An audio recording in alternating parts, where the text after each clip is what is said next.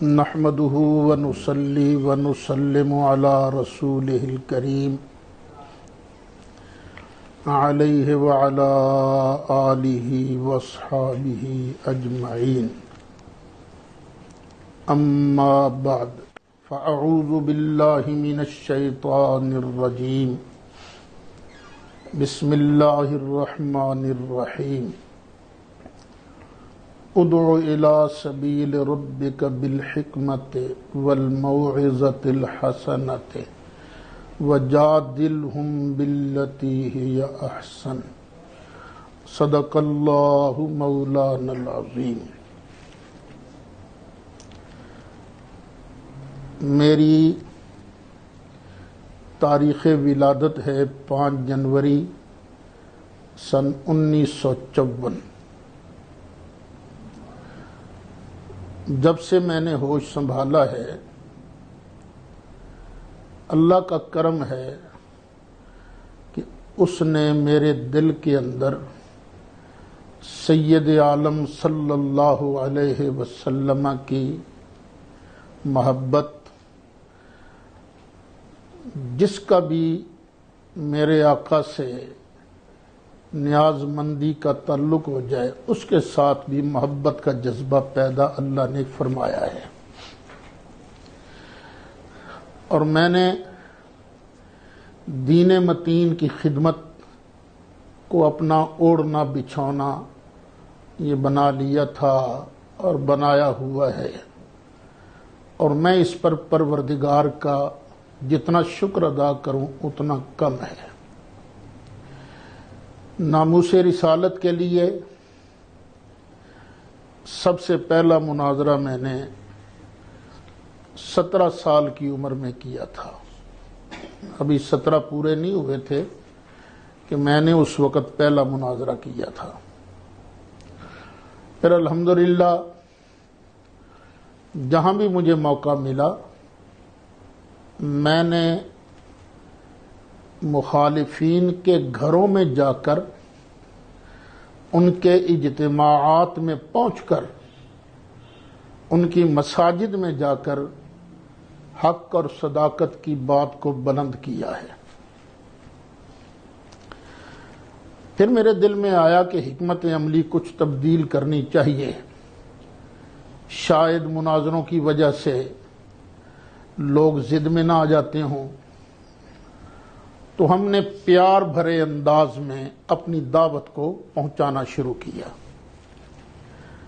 وہ بھی لوگوں کے گھروں میں جا کر ہم نے ان کو دعوت دی، پیغام دیا کہ ہمارے آپس کے جھگڑے جو ہیں وہ 3 ہی تو ہیں، تو تینوں کو ہم کتاب و سنت کے سامنے رکھ کر حل کر لیتے ہیں. یہ بات چلتی رہی. کچھ عرصہ سے میں نے سوچا تھا کہ ایک تو اس نہج پر کام کریں گے جب بھی موقع ملے گا.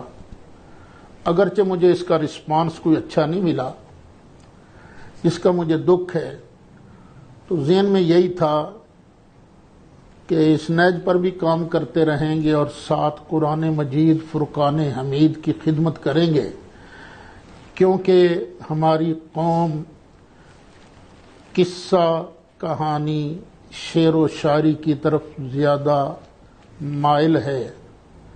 ہمارے اندر نعت خواں پیدا ہو رہے ہیں، واعظ پیدا ہو رہے ہیں، قرآن کے خادم پیدا نہیں ہو رہے ہیں.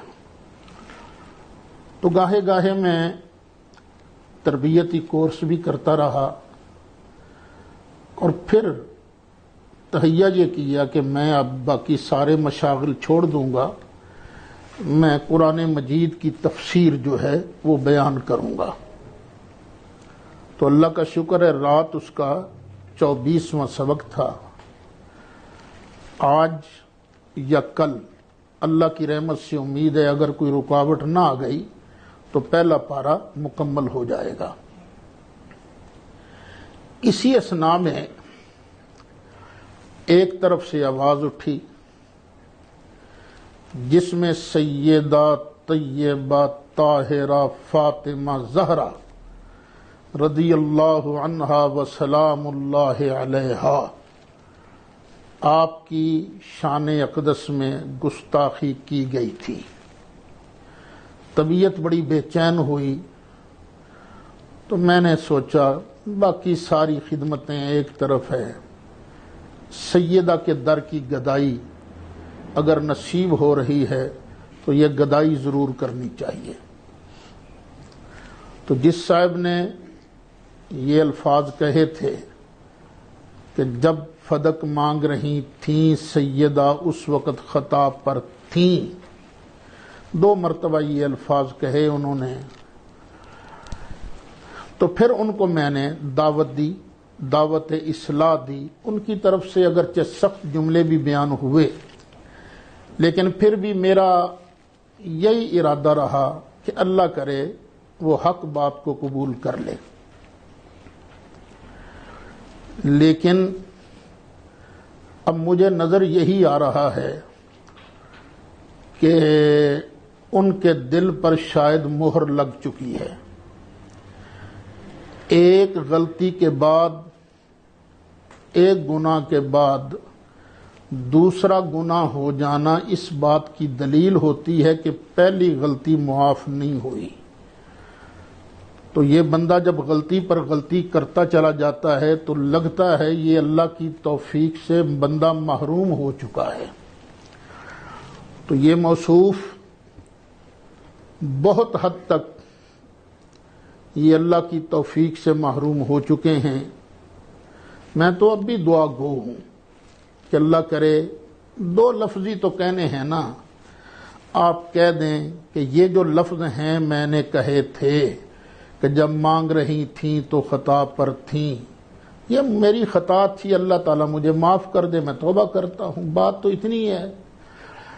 ان موصوف نے سیدہ پر یہ بات کہہ کر بہتان باندھا ہے، بہتان باندھا ہے۔ تو میں بہت پریشان ہوں۔ میں تو امت کو جوڑنا چاہتا ہوں لیکن ان موصوف کی سرکت کی وجہ سے پورے ملک میں، ملک سے باہر کروڑوں مسلمانوں کے دل دکھی ہوئے ہیں۔ اور بندے کو تو اس وقت ڈوب مرنا چاہیے جب ہندو پنڈت بھی لانتیں ڈال رہے ہوں، اس وقت بھی بندے کو ڈوب مرنا چاہیے۔ کوئی آستانہ آپ کے ساتھ نہیں ہے، جتنے آستانے ہیں انہوں نے برات کا اظہار کر دیا ہے، تو بندے کو سوچنا چاہیے۔ لیکن آپ ضد پر اڑے ہوئے ہیں۔ آپ تو گفتگو کے اندر یہ بھی نہیں سوچتے میں کس کے بارے اظہار خیال کر رہا ہوں۔ میرا استاد ہے، میرا دادا استاد ہے۔ جو آدمی اپنے بڑوں کا حیا نہیں کرتا، جو آدمی اپنے اساتذہ کا حیا نہیں کرتا، اس کا مطلب یہ ہوتا ہے کہ اس سے توفیق چھن گئی ہے، نیکی کی توفیق چھن گئی ہے۔ اللہ کرے یہ میری بات غلط ہو، آپ توبہ کر لیں، ہمارے لیے اس سے زیادہ خوشی کی بات نہیں ہوگی۔ آپ توبہ کر لیں، نہیں تو میری بات ہوئی ہے آستانہ عالیہ علی پور شریف کے سجادہ نشین حضرت پیر سید منور حسین شاہ صاحب جماعتی زیدہ مجدہ سے۔ تاریخ آپ بتاؤ گے، وقت آپ بتاؤ گے۔ ان کی سرپرستی میں لاہور پہنچوں گا، جہاں وہ فرمائیں گے وہاں میں پہنچوں گا۔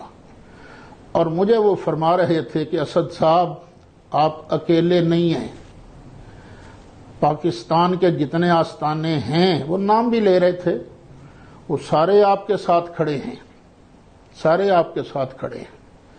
تو یہ تو میرے لیے اعزاز کی بات ہے، صرف آستانوں کی بات نہیں۔ ہمارے شہر فیصل آباد کے ایک شاعر ہیں، نعتیہ کلام پڑھتے بھی ہیں، لکھتے بھی ہیں، ان کا نام ہے جناب اجمل یاسین۔ انہوں نے مجھے ٹیلی فون کر کے کہا، انہوں نے کہا اسد صاحب میری بات یاد رکھیے گا، وہ بارگاہ بہت بڑی بارگاہ ہے، وہاں نوکروں کی کمی نہیں ہے، لیکن سیدہ کی عظمت کے دفاع کے لیے سیدہ نے یہ آپ کو چنا ہے، یہ آپ کے لیے مبارک ہو۔ تو میں تو سیدہ کے در کی گدائی کے لیے پیر سید منور حسین شاہ صاحب کی سرپرستی میں لاہور آ رہا ہوں، تاریخ آپ نے بتانی ہے۔ تو جب آپ تاریخ بتا دیں گے تو جگہ ہم بتا دیں گے کہ آپ نے فلاں جگہ آنا ہے۔ ہو سکتا ہے ہم کسی ہوٹل میں انتظام کر لیں، غیر جانبدار جگہ ہے، تو آپ بتائیں گے کتنے بندے آپ کے ہوں گے، کتنے بندے ہمارے ہوں گے، تو اس پر گفتگو بھی ہو سکتی ہے، کمی بیشی بھی ہو سکتی ہے، لیکن پہلی بات کی ترجیح ہم آپ کو دیں گے۔ آپ ہمارے بندوں کی تلاشی لیں گے، ہم آپ کے بندوں کی تلاشی لیں گے، جہاں ملنا ہوگا ہم نے بیٹھیں گے، وہاں شرائط مناظرہ طے کریں گے۔ لیکن پھر میرا آپ سے ایک مخلصانہ مشورہ جو میرے دماغ میں بار بار ایک چیز سٹرائک کر رہی ہے، جب بندے کو کچھ سمجھ نہ آ رہی ہو کہ میں نے کرنا کیا ہے، ہر کسی سے لڑائی، ہر کسی سے لڑائی، ہر کسی سے لڑائی، اور اتنا کیڑا بندے کے اندر ہو کہ میں نے کسی کو معاف نہیں کرنا، تو پھر میں آپ سے گزارش کرتا ہوں کہ لاہور کے 4-5 ڈاکٹروں کا ایک پینل بنائیے گا، ان کے سامنے پیش ہو جائیے گا۔ یہ آپ کی بہتری کے لیے مشورہ ہے۔ مجھے لگتا ہے آپ کے دماغ پر کسی چیز کا اثر ہو گیا ہے جس کی وجہ سے آپ اتنی ضد پر آپ اڑ گئے ہیں۔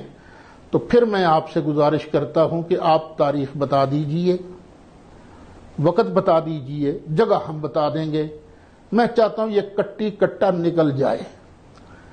پہلے تو آپ صاحبزادگان کی آڑ میں چھپ گئے تھے نا، 1 اگست کو آنا تو تھا آپ نے میرے پاس، وہاں کسی اور جگہ آپ نے کیا لینے جانا تھا؟ وہ بھاگنے کا طریقہ۔ اب یہ شرط نہ لگائیے گا کہ سپریم کورٹ کا چیف جسٹس ہو اور آرمی چیف باجوہ صاحب بھی ہوں اور قومی اسمبلی کا حال ہو، اقوام متحدہ کا ایوان ہو، اس طرح کی شرطیں نہ لگائیے گا۔ یہ تو بچے بھی سمجھ جاتے ہیں کہ اس طرح کی باتیں کرنے والا مناظرہ سے بھاگ رہا ہے۔ ہم نے بھی مناظرے کیے ہیں، آپ نے تو نام سنا ہے نا مناظروں کا، کیا نہیں آپ نے مناظرہ۔ ہم نے مناظرے کیے ہیں، ہمیں پتہ ہے مناظرہ کیسے کیا جاتا ہے اور اگلے کو کیسے گردن سے پکڑ کر اس کو نچوڑا جاتا ہے۔ تو امید ہے آپ میرے ان چند لفظوں کو کافی سمجھیں گے۔ میں نے سمجھا ہے کہ چند لفظ شاید میرے منہ سے سخت نکلے ہیں، لیکن سادات کی نوکری میں اگر سخت لفظ نکل بھی جائے تو یہ بھی اللہ کے ہاں بندہ ماجور ہوتا ہے۔